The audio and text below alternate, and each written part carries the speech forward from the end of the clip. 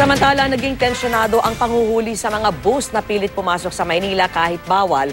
Sa pangunguna po yan ni Mayor Joseph Estrada. Pero sa pulong sa City Hall, pumayag na rin ang mga bus operators sa ilang kompromiso.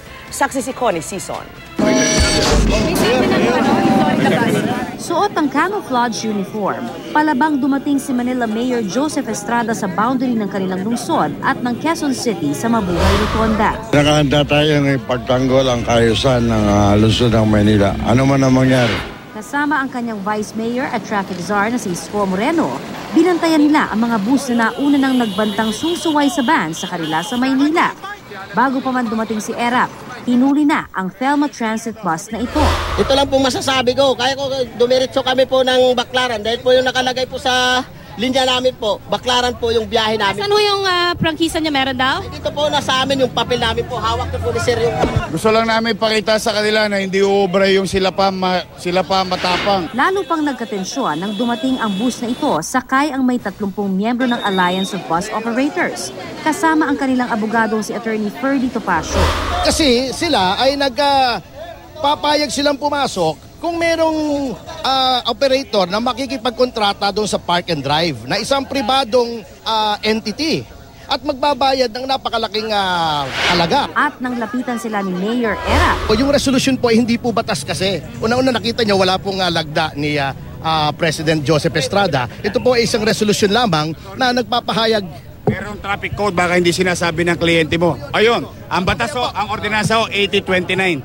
Ayun po ang violation. Makikita nyo po yan sa OBR. Ngayon, kung gusto nyo po usapan legal, anytime po, pumunta kayo sa City Hall. But for the meantime, we're going to implement the laws. Kaya po namin yun na Mr. Vice Mayor. Sabi ko nga, hindi po kami rito para makipag-away o salangsangin yung mga pag-uutos. Ay, Mr. President, opo. Ito, may pangatlong linggo na ito namin pinatutupad eh.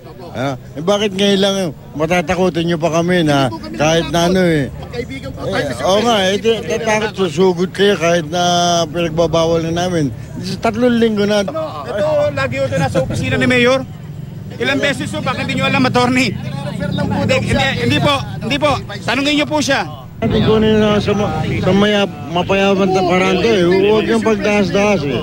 Pero kung gusto nyo gawin, nakahanda rin kami. Nagmatigasan man nung una, kalaunay nagpasya na lamang din ang dalawang grupo na pag-usapan na lamang ng mabuti ang problema tungkol pa rin sa bus ban sa Maynila. Ito ay para na rin daw sa kapakanan ng mas nakararaming mga mamamayan at motoristang mas naaabala sa naturang problema. So hindi na ho, attorney, itutuloy yung 700 buses?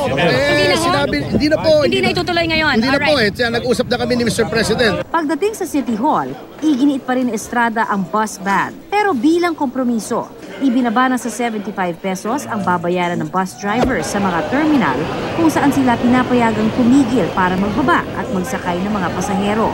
Pinapiyas din sa kalahati ang security deposit na babayaran para mabigyan ng sticker para makapasok ang isang bus sa Maynila. Pwede pang installment.